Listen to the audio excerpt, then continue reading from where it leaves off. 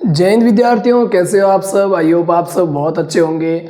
आज की क्लास विद्यार्थियों कक्षा 10 के लिए और कक्षा 10 के विद्यार्थियों का जो अर्धवार्षिक का पेपर है वो बहुत ही नज़दीक है और साथ ही आपके बोर्ड के एग्जामिनेशन है उनके लिए हमने एक सीरीज चलाई थी क्वेश्चन आंसर की। तो उन क्वेश्चन आंसर की सीरीज को हमने साथ ही अर्धवार्षिक को तो टारगेट किया ही किया और हमारा केवल और केवल टारगेट था वो हमारा 2-3 महीने बाद में जो हमारा आपका ईयरली एग्जाम से बोर्ड का जो अजमेर बोर्ड करवाती है तो उनके लिए हमारी टारगेट जो क्लासेस चल रही थी क्वेश्चन आंसर की, तो उसकी क्लास में आज की एक क्लास और है और आज की क्लास के अंदर हम ये देखेंगे जो आपका चैप्टर है 9th यानी जो आपकी फर्स्ट फ्लाइट बुक का लास्ट यानी अंतिम जो चैप्टर है 9th, उस चैप्टर के बारे में हम बात करेंगे। इससे इंपॉर्टेंट जितने भी जो क्वेश्चन आंसर है वो कौन कौन से आ सकते हैं और कौन कौन से बन सकते हैं उसके बारे में हम चर्चा करेंगे। और तो इससे पहले हमने जो 8 हमारे जो लेसन्स थे उन लेसन्स के मैंने मोस्ट इंपोर्टेंट क्वेश्चन आंसर करवा दिए। तो उसी प्रकार से आज के भी जो आपका 9th जो पार्ट है उसका नाम है प्रपोजल।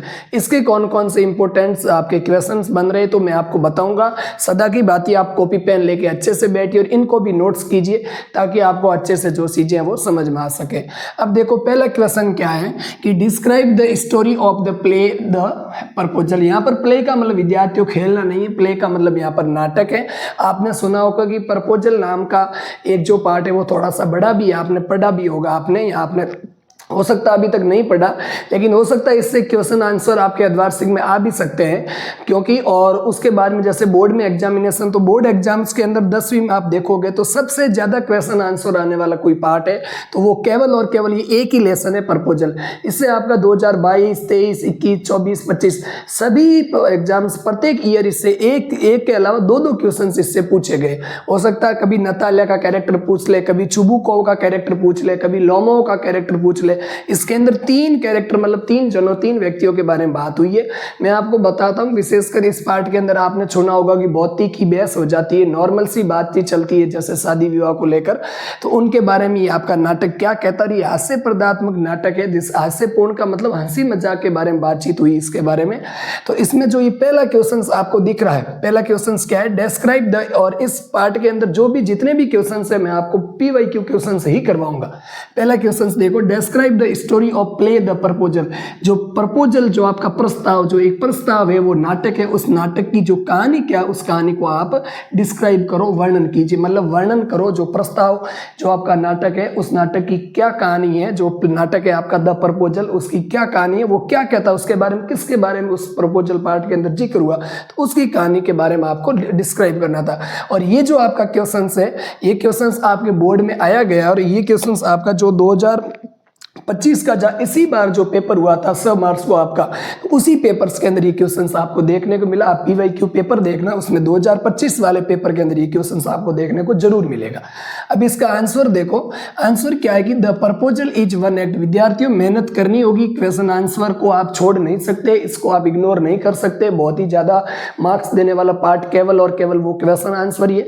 आप 1, 2, 4 पार्ट का धीरे धीरे याद करोगे तो आपको हैबिट बन जाएगी और प्रत्येक यूनिट के प्रत्येक लेसन्स के, आप यूनिट नहीं बोल सकते, प्रत्येक लेसन्स के आपने यदि 2 या 4 क्वेश्चंस भी याद कर लिए ना तो भी बहुत बड़ी बात है। और आप धीरे धीरे करके आपको क्वेश्चन आंसर याद होंगे।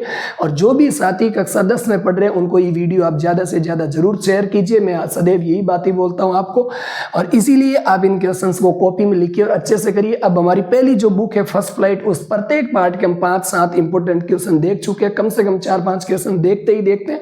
इसमें अंदर हमने PYQs को ज्यादा से ज्यादा टारगेट किया, साथ ही मल्टीपल चॉइस जो क्वेश्चंस होते हैं उन क्वेश्चंस को, MCQ क्वेश्चंस को भी हमने टारगेट किया। अब इसके बाद में हम क्या करेंगे, कल की जो हमारी क्लास होगी, 1-2 दिन से आपने देखा होगा टेंस की भी क्लास नहीं हो रही, तो कल की क्लास के अंदर हम क्या करेंगे, जो आपकी पोएम्स है उन पोएम्स, प्रत्येक पोएम का भी आपका बोर्ड के अंदर 8 नंबर का योगदान रहता है।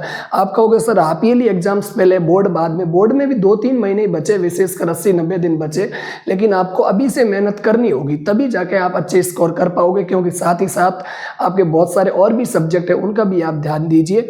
और अभी मैं हाल फिलहाल इंग्लिश करवा रहा हूँ, उसके बाद में कोशिश करूंगा कि मैथ है, साइंस है, उनके भी शॉर्ट वीडियोज के माध्यम से आपको नोट्स या कुछ न कुछ मैं आपको दूंगा ही दूंगा साथ ही साथ। और इंग्लिश की आप टेंशन मेरे ऊपर छोड़ दीजिए, किसी भी प्रकार की चिंता नहीं करनी, आप जितना पढ़ा रहा हूँ उतना आप करिए, ये बहुत ही इनफ है। इससे बाहर एक भी क्वेश्चन आपका नहीं जाएगा। हो सकता है क्वेश्चन की लैंग्वेज बदल दे, क्वेश्चन का पूछने का तरीका इधर उधर कर ले थोड़ा सा, लेकिन पैटर्न यही रहेगा आपका, ठीक है ना। अब देखो द प्रपोजल यानी जो प्रस्ताव, ये 2025 सेकेंड एग्जामिनेशन हुआ था आपका 2025 का, इसके अंदर ये क्वेश्चन आपका पूछा गया इस बार 6 मार्च के दिन।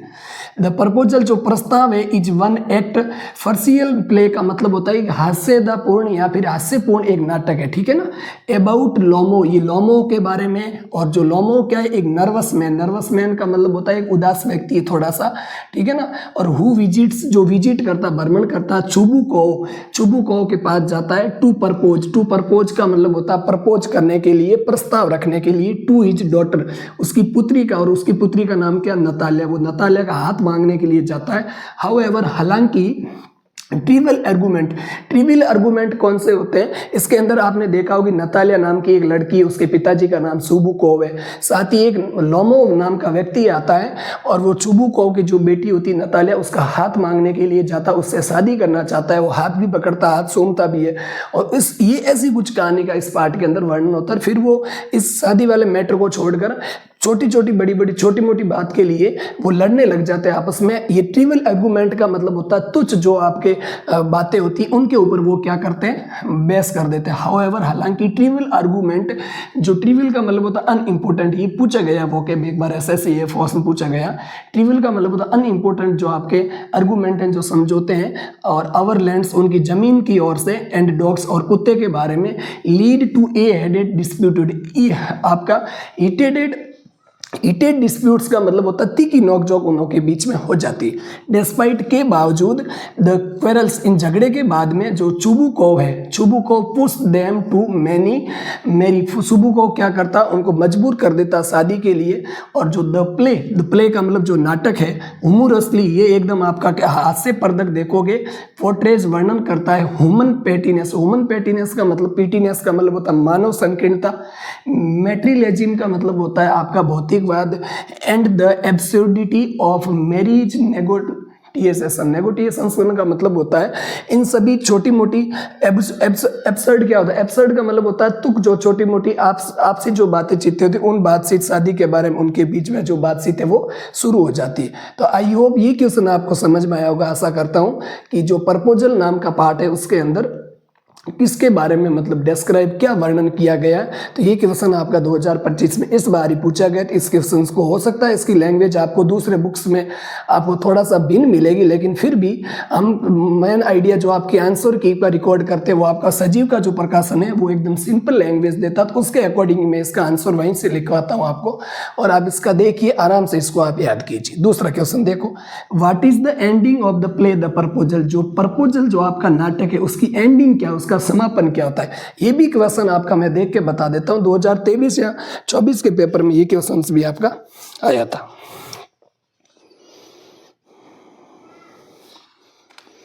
ठीक है ना। तो ये क्वेश्चन आपका 2024 में, 2024 जो पार्ट था उसके अंदर ये क्वेश्चन आपका आया था। सेकेंड एग्जामिनेशन 2024 में, इससे पहले साल ये क्वेश्चन पूछा गया, 1-1.5 साल ये पुराना। अब देखो द प्ले जो नाटक है, द प्रपोजल, ये पूछ रहा उसका समापन कैसे होता है। वो जो बातचीत है, बेतुकी बातों को लेकर वो लड़े रहते हैं आपस में, तो उनका समापन कैसे होता है। The play the proposal concludes at the happy note, ये बाद में जो आपका ये नाटक है वो एकदम खुशी छोड़ देता है, ये खुशी के बारे में बातचीत करता है। द क्वेरलिंग जो झगड़ा है, यंग पर्सन का मतलब होता है जो आपके मतलब दो यंग जवान व्यक्तियों के बीच में झगड़ा होता है। लोमो एंड नताल्या, किसके बारे में, नोमो एंड नताल्या के बारे में। कैच ईच अदर, वो एक दूसरे का, नेमो और नताल्या एक दूसरे का हाथ पकड़ देते हैं। एंड किस टू देम, किस टू का मतलब होता है हाथ पकड़ थामते हैं, नेमोल और दो नताल्या, और जो लोमो है वो एक दूसरे का हाथ थाम लेते हैं और उन्हें सूंघते भी हैं। They fulfil the custom of marriage, और उसके बाद वो फुलफिल का मतलब भरते हैं, पूरी करते हैं। द कस्टम का मतलब रीति रिवाज ऑफ मैरिज एंड शादी का। और सुबु को क्या करता है, सुबु को आल्सो फील्स हैप्पी, सुबु को खुश महसूस करता है।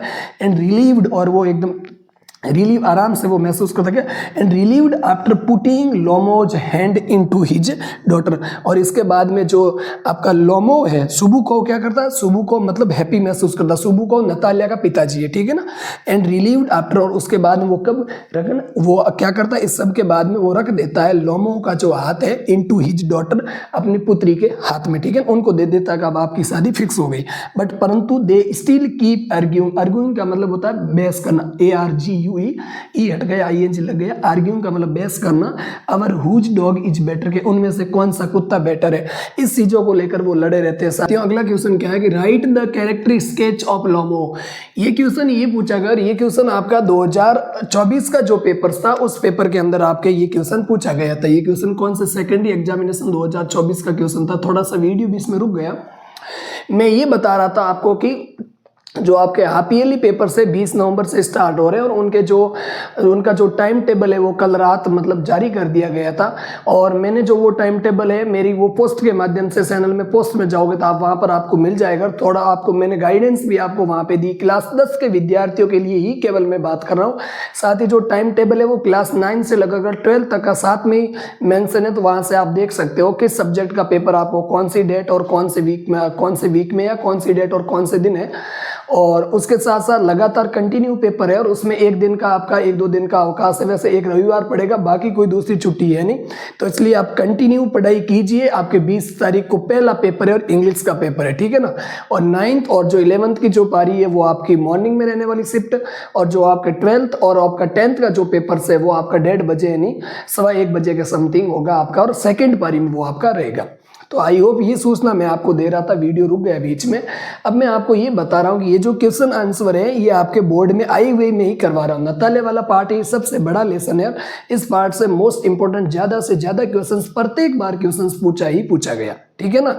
और आने वाले दिनों के अंदर केवल आप पहले इन 4-5 जो क्वेश्चंस करवा रहा हूँ इनको याद करके चले जाइए। हो सकता है इनसे बाहर जाने की संभावना बहुत कम है, फिर भी लैंग्वेज बदल के कोई क्वेश्चंस इधर उधर आ भी जाता है ना, तो आप ये क्वेश्चंस लिख देना। और आपको आंसर यदि कोई क्वेश्चंस 4 नंबर का है तो आपको 3 नंबर मिलने ही मिलने, क्योंकि सभी की लैंग्वेज है वो एक ही है। कुल मिला के इस क्वेश्चन और इस क्वेश्चन के अंदर हो सकता है रीजन थोड़ा सा चेंज हो, लेकिन जो कॉमनली जो बात है वो दोनों के अंदर सेम ही बताई गई है।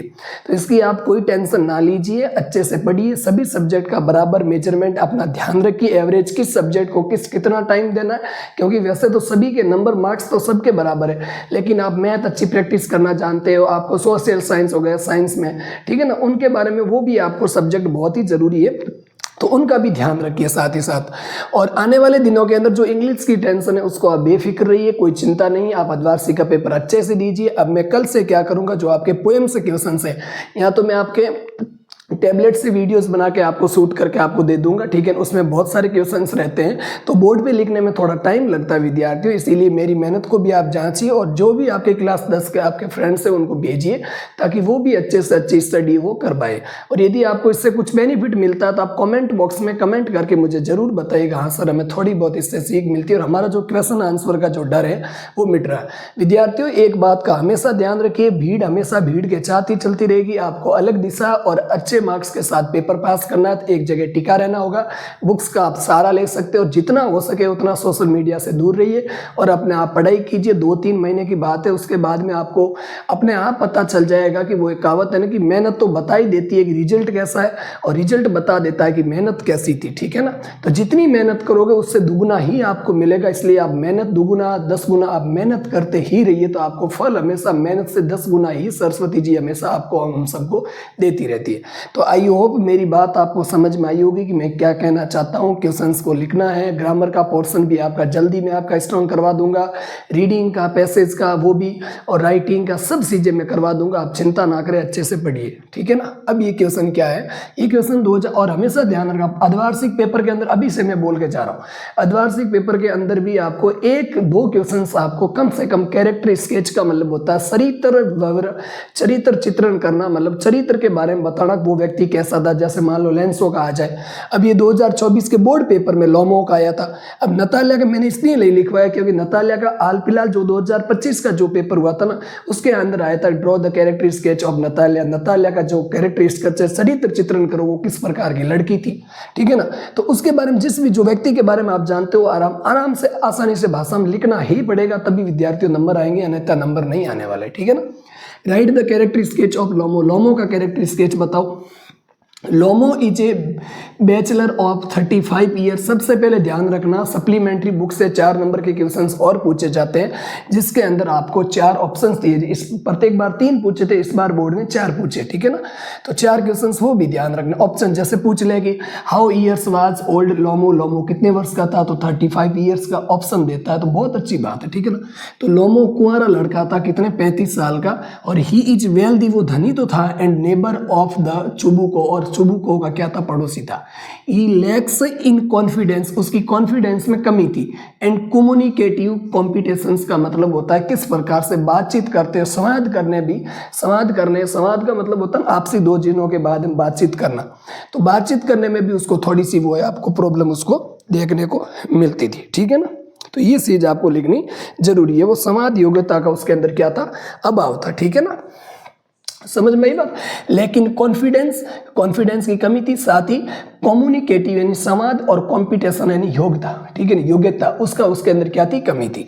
He is a fault finder, वो हमेशा मिस्टेक ढूंढ रहा था। कोई भी गलती का उसको लेकर, छोटी छोटी गलतियों को लेकर आपस में झगड़ता रहता। आपको ऐसा नहीं करना हमेशा। ही सफर्स फ्रॉम सुपीरियोरिटी कॉम्प्लेक्स, इसका मतलब वो बहुत सारी जो बीमारियां थी, उन बीमारियों से वो मतलब गुजर रहा था, बीमारियों से वो ग्रसित था।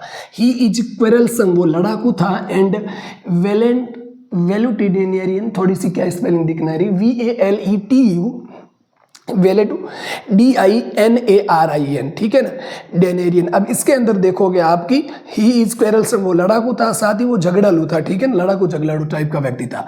ही कम्स टू प्रपोज, वो मतलब प्रपोज करने के लिए आता, किसको, नतालिया को। नतालिया को क्या करता है, वो प्रपोज करता है, ठीक है ना, प्रपोज करने के लिए नतालिया को आता है।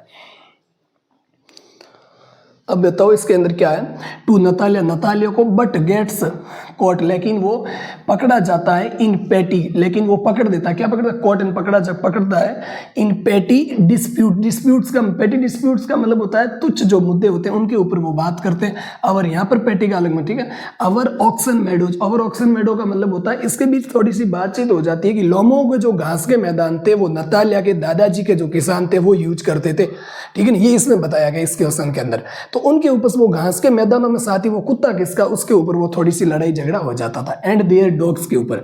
और it makes him both comical and pitiable, मतलब कहने का मतलब वो पसंदीदा बात भी करता था, और साथ ही साथ वो हास्यपूर्वक, दोनों प्रकार की वो हास्यपद और जो आपकी ढंग की जो बातें थी, वो दोनों बातें वो है आपका लोमो आपका करता था, ठीक है ना। कॉमिकल का मतलब होता है हास्यपद, और पीटीएबल का मतलब, पीटी क्या होती है, दया, पीटीएबल का मतलब होता है दयनीय जो भावनाएं थी वो भी दिखाता था। तो आई होप, आशा करता हूँ विद्यार्थियों, लोमो का कैरेक्टर स्केच आपको अच्छे समझ में आया होगा। What does Lomov say about the oxen meadows, oxen meadows का मतलब जो घास के मैदान थे उनके बारे में लोमो क्या कहना चाहता है, ये क्वेश्चन मैं आपको मेरी तरफ से देता हूँ, हो सकता आ जाए। अब देखो, लोमो क्लेम्स, लोमो वादा करता है, लोमो घोषणा करता है, क्या करता है, लोमो क्लेम्स, लोमो कहता है कि ऑक्सन मेडो जो घास के जो मैदान है, belong to his aunt's grandmother, ठीक है ना, उसकी जो चाची थी ना, कहने का मतलब उनसे वो उसके जो घास के जो मैदान थे वो क्या करते थे, बिलोंग करते थे।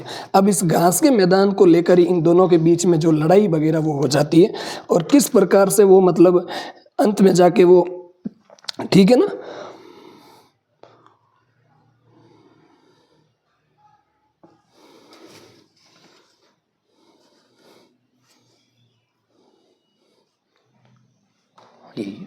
अगला देखो, तो लोमो क्लेस, लोमो बताता है, लोमो वादा करता है कि जो ऑक्सन मेडो जो घास के मैदान है, belong to his aunt's grandfather, aunts का मतलब चाची, और ग्रैंड मदर का मतलब होता है उनकी चाची के दादी जी से वो बिलोंग करते थे। सी गेव द फ्री यूज, उन्होंने दिए थे, क्या दी, गिव की सेकंड फॉर्म दिए उन्होंने, द फ्री यूज का मतलब होता है मुफ्त में उसको प्रयोग करने के लिए, ऑफ दीज मेडोज, इन घास के मैदान को उन्होंने फ्री में यूज करने के लिए दिए। इन प्रेप्टीट्यूड का मतलब होता है सतत, निरंतर, ठीक है ना, टू द पीजेंट, किसान किसानों को, किसके किसानों को? ऑफ नताल्याज, नताल्याज के पिताजी के दादाजी के किसानों को उन्होंने यूज करने के लिए दिए थे। अब इन लोगों ने यूज भी किया, in return for which they were to make bricks for her, ठीक है ना। और इसके लिए उन्होंने क्या मांगा? ताकि मेरी नताल्या की दादी जी, मतलब लोमो की जो दादी जी थी, उसको उन्होंने ईंटें बनाने के लिए देने का जो वादा किया था। मतलब कुल मिला के आप समझ रहे होगो कि नताल्या की जो दादी जी थी, उन नताल्या के जो पिताजी थे, कुल मिला ऐसे समझो, नताल्या के इसमें क्या लिख रखा है? नताल्या के मतलब द ग्रैंड फादर के भी फादर, नताल्या के पिताजी के जो ग्रैंड फादर थे, नताल्या के पिताजी के जो दादाजी थे, उनके किसानों को लोमो के जो आपकी साची थी, उनकी दादी जी ने उनको यूज करने के लिए दिए थे। वैसे तो एक्चुअल में नोनो की जो लोमो है, लोमो आपका लोमो की जो मतलब साची थी, उस साची की जो दादी थी, उसके ये घास के मैदान बिलोंग करते थे उनसे। तो कुल मिला के लोमो के परिवार से ही थे। लेकिन ये नताल्या का भी चुबुको का पड़ोसी था, ये आपका लोमो नाम का ये व्यक्ति है।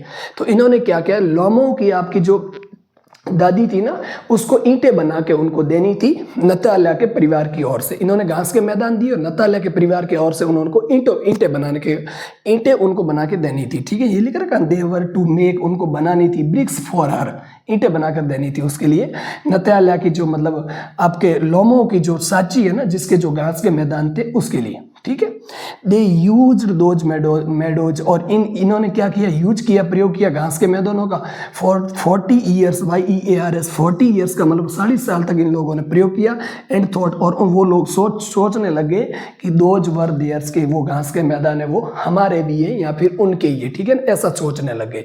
तो आई होप आपको समझ में आया होगा कि what does Lomov say about the oxen meadows. Oxen का मतलब होता है जो, ऐसे तो बैल होता है, लेकिन फिर भी आप समझो कि घास के जो मैदान है, सारागा, उनके बारे में लोमो का क्या कहना है। तो ये लोमो की फैमिली से बिलोंग करते थे, ऐसा लोमो बताता है, ठीक है ना। और साथ ही ऊपर लोमो का कैरेक्टर स्केच पड़ा है। लोमो कैसा था? 5 ईयर्स ओल्ड, वो 35 साल का था। तो आई होप ये क्वेश्चन समझ में आए होंगे विद्यार्थियों। फर्स्ट फ्लाइट जो हमारी बुक है, वो फर्स्ट फ्लाइट बुक हमारी कंप्लीट हो चुकी है। इसके जो आपके 9 लेसन्स थे, FLIGHT, और 9 क्वेश्चन, 9 आपके लेसन्स थे। इन लेसन्स को हमने कर दिया।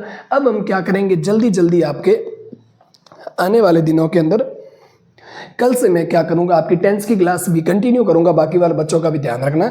साथ ही हम कल से आपकी पोएम्स का ध्यान करेंगे, क्योंकि पोएम्स बोर्ड के अंदर 12 नंबर की आती, हो सकता है अर्धवार्षिक के अंदर भी 10 नंबर की बोर्ड के क्वेश्चन, पोएम्स के क्वेश्चन आपको देखने को मिलते हैं, ठीक है ना। और साथ ही साथ अब उसके अंदर हमें क्या करना, जल्दी से आपको तैयारी पे जुटना, और साथ ही साथ हम करते रहेंगे। कल से पोएम्स की आपको वीडियो मिलती रहेगी, एक वीडियो के अंदर एक पोएम्स को देखेंगे, और 8-9 दिन के अंदर, आने वाले दिनों के अंदर हम पोएम कर लेंगे। तब तक आप इन क्वेश्चंस का, आपकी ग्रामर का, साथ ही आपके और सब्जेक्ट का रिवीजन करते रहे। इंग्लिश डेली इतनी पढ़ रहे हो बस बहुत है। आज जैसे प्रपोजल वाला पार्ट पढ़ लिया, इससे 5 या 7 नंबर के जितने भी क्वेश्चन आएंगे कवर हो गए। अब आपके मतलब क्वेश्चन आंसर का 30 नंबर का पार्ट हमने कवर कर लिया। अब बचा है मतलब आपके 50 नंबर का, उसके अंदर ग्रामर मैंने आधी आपको कंप्लीट करवा दी बेसिक टेंस के थ्रू। साथ ही आपका वॉइस का वो वीडियोज आपके चैनल पर है, लेकिन अलग आपकी क्लास 10th को टारगेट करके मैं जल्दी वो वीडियोज आपको बना के डाल दूंगा। तो आई होप आप पढ़ते रहिए, अपना और अपने माता पिता का ध्यान रखिए। विद्यार्थियों अच्छे से पढ़िए। जय